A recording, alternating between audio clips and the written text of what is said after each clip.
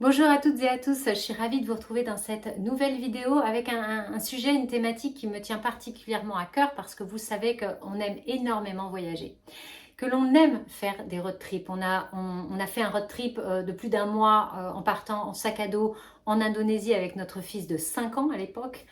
On a fait un road trip de 2 mois dans les pays nordiques, Suède, Norvège. On a loué un camion que l'on a aménagé juste pour les 2 mois et on a rendu le camion après. Donc il y a vraiment des possibilités pour voyager différemment. Dans cette vidéo, j'avais envie du coup de vous partager mes trucs, mes astuces et surtout comment organiser un road trip pour vous, vos enfants, pour que vous passiez vraiment un moment hyper enrichissant. C'est vraiment une expérience incroyable de partir en road trip, que vous louiez un camping-car, un van aménagé, que vous ayez vous-même un van, que vous partiez avec un sac à dos. Enfin, il y a énormément de méthodes maintenant, de possibilités pour vivre un road trip. Mais il y a quand même une bonne dose de réflexion, de préparation à avoir en amont, surtout je pense quand on est avec des enfants. Donc dans cette vidéo, je vais vraiment vous partager mes astuces et mes conseils pour organiser un road trip qui soit inoubliable. Première étape pour organiser un road trip, ça va être de planifier quand même votre itinéraire. Surtout si vous partez sur un temps un petit peu court, même long.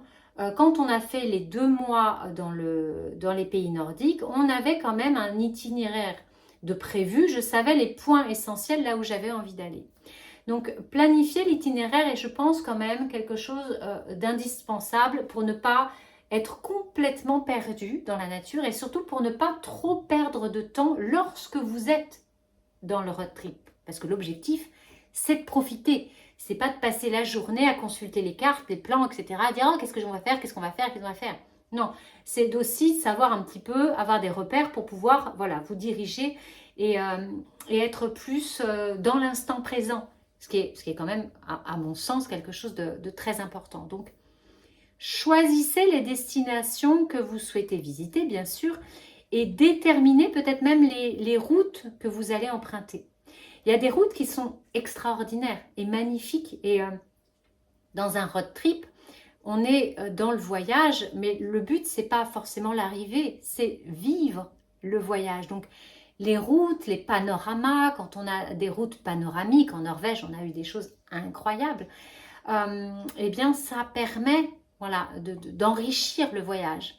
Et ça, je pense que ça s'étudie avant. On prend le temps comme ça de découvrir ce qui peut être intéressant.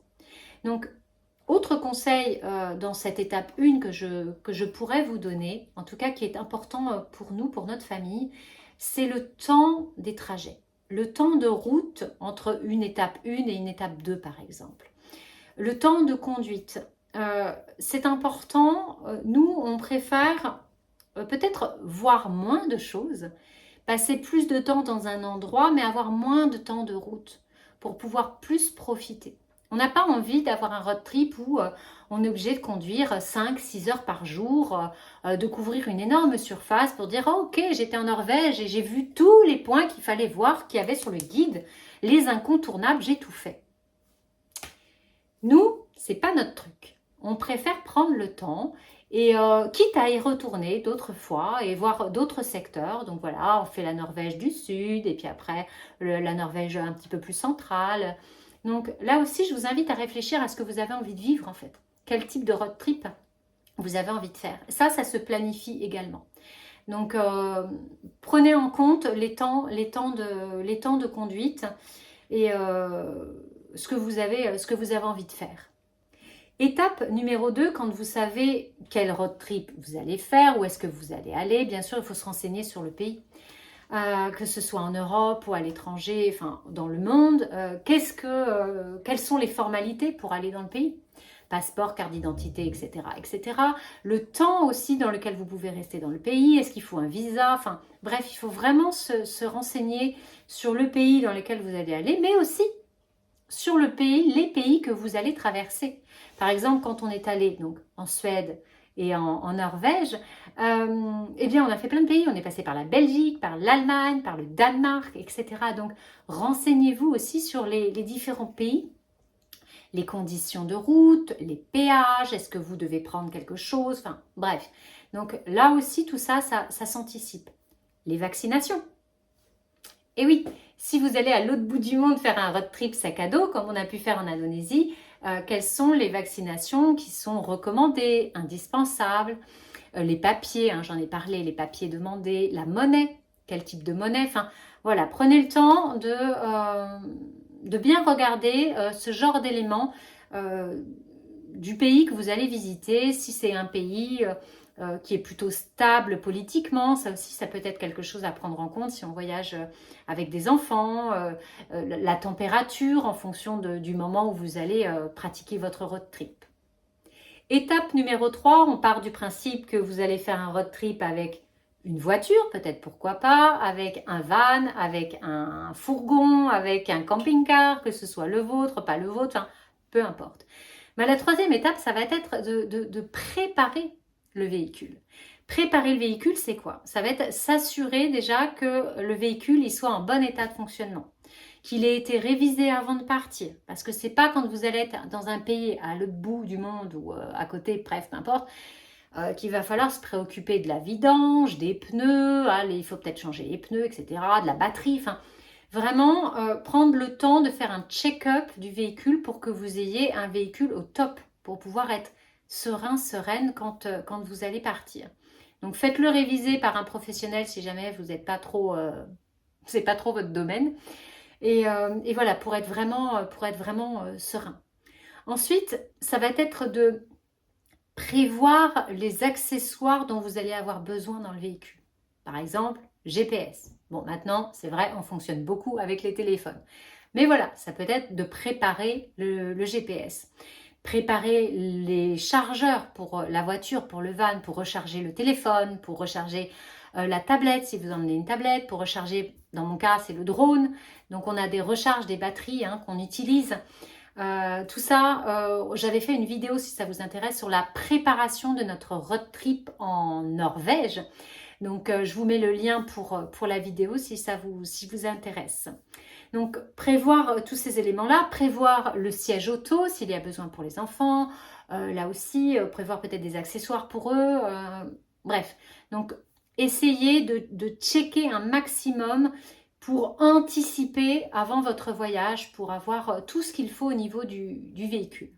Donc ça, c'était pour la voiture, mais ça peut être aussi la partie aménager votre véhicule. Et oui, je vous le disais au début, nous, on aime louer un camion de déménagement, un véhicule, une fourgonnette, peu importe.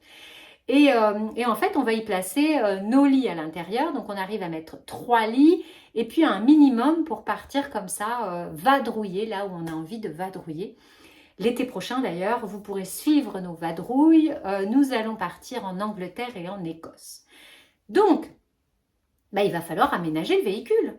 Et là aussi, il y a différentes possibilités. Forcément, si c'est votre véhicule que vous avez acheté un fourgon, vous allez vraiment pouvoir l'aménager comme vous le souhaitez, créer des vitres, créer un coin cuisine, un coin repos, etc. Mais nous, on a fait le choix de ne pas investir pour le moment. Dans un véhicule, on préfère louer au cas par cas plutôt que de mettre un investissement là-dedans. Parce qu'on aime aussi voyager différemment qu'en fourgon. Donc voilà, c'est notre choix personnel. Et du coup, on aménage vraiment ce fourgon pour pouvoir bien vivre pour le road trip et puis le rendre surtout dans un état impeccable. Là aussi, vous avez des vidéos sur le site si vous avez envie de voir un petit peu l'aménagement du fourgon. Étape numéro 4, quand on a préparé la voiture, le fourgon, il va falloir aussi préparer le sac. Et bien là, il faut prévoir des vêtements. Alors, l'idéal, c'est de trouver un équilibre dans les vêtements que l'on va emporter. Première chose à prendre en compte, les conditions climatiques. Où est-ce qu'on va? Un pays chaud, un pays froid. C'est l'été, c'est tout le temps l'été, ou est-ce qu'il va faire un peu frais? Ou est-ce qu'on peut avoir toutes les saisons? En Norvège, par exemple, on passe de l'été à l'hiver. Donc on va mettre le bonnet, le pull, et la seconde d'après, pouf, on va tout enlever, on va être en t-shirt. Donc il faut vraiment prévoir des vêtements de pluie, des vêtements chauds, des vêtements d'été. Donc on avait emmené un petit peu de tout. Là aussi, donc en fonction de l'endroit dans lequel vous allez, le pays dans lequel vous allez aller, ou les pays traversés, essayez de prévoir en fonction des conditions climatiques. Et puis, prévoir donc un nombre de vêtements judicieux et nécessaire. Je m'explique. Quand on est en road trip, on n'a pas forcément accès constamment à une machine à laver. En Norvège, c'était pas toujours évident, par exemple. Donc, il fallait quand même avoir un certain stock, en tout cas pour nous, de vêtements, ou de linge, de culottes, de caleçons, de chaussettes, etc., pour pouvoir tenir un certain temps, pour nous éviter de passer notre temps à chercher une machine à laver, à faire sécher le linge, surtout quand on est dans des pays où les conditions climatiques ne sont pas toujours favorables. C'est pas toujours évident de faire sécher le linge. Donc voilà, on avait quand même emmené pas mal de vêtements pour pouvoir tenir sur la durée. Forcément, si vous allez dans un pays chaud, on emmène peut-être un peu moins de choses. On lave à la main, on peut faire sécher, c'est un petit peu plus facile. Donc là aussi, essayez de temporiser, de voir un petit peu ce dont vous avez besoin. Ensuite, il va falloir prévoir des accessoires pratiques, une trousse de premiers soins. Ça me semble être indispensable lorsque l'on part en vacances, en road trip à l'étranger, peu importe. Donc, prenez le nécessaire avec vous. Prenez des bouteilles d'eau. Comment est-ce que vous allez gérer l'eau? La gestion de l'eau est quelque chose de très important. On a eu aussi quelques déboires dans les pays nordiques. Donc, voilà, comment vous allez gérer la gestion de l'eau? Pensez à apporter avec vous des guides touristiques, des cartes papier. Alors je sais, peut-être que vous allez dire, mais qu'est-ce qu'elle nous raconte alors qu'on est en plein dans l'internet, le moderne, etc., etc. Ben ouais, mais des fois on capte pas très bien. On n'a pas de connexion à internet. On se retrouve en pleine nature et c'est ce qu'on va rechercher. Du coup, la bonne vieille carte, elle peut être utile parce qu'on peut voir les chemins, on peut savoir là où on va. Donc réfléchissez bien. Moi j'aime beaucoup avoir des versions papier avec moi quand je voyage. Et généralement, j'imprime, je prends des notes, j'imprime pas mal de choses comme ça. J'ai comme un petit book avec moi, avec les choses que j'ai envie de voir, de parcourir. Étape numéro 5 ou conseil numéro 5, celui que je préfère. Profitez, profitez, profitez, profitez de chaque instant. C'est hyper important. Pourquoi on vit ce road trip? Pourquoi on a envie de faire ça? Pour vivre des choses différentes, pour sortir de notre zone de confort. Et du coup, prenez le temps d'admirer le paysage, de rencontrer des gens locaux, de goûter des spécialités culinaires dans chaque pays, dans chaque région, d'essayer de comprendre comment les gens vivent et voilà, juste d'être là-dedans, dans ces instants. Et bien évidemment que ce ne sera pas parfait, qu'il y aura des moments avec des hauts, des bas, il va pleuvoir, vous n'allez pas trouver la route, vous allez pas avoir un super spot pour dormir parce que non, quand on est en road trip, on n'a pas un spot de malade à chaque fois. C'est faux, c'est faux. Il y a plein de fois, on va dormir sur des parkings, on a dormi sur des parkings de supermarchés, des parkings d'église, enfin bref, on dort à différents endroits. Donc il y a des fois, c'est magnifique. Et puis il y a des fois, non. Donc il faut l'accepter, il faut le comprendre. Et du coup, ça permet vraiment de profiter pleinement de ce voyage et des personnes avec qui vous êtes.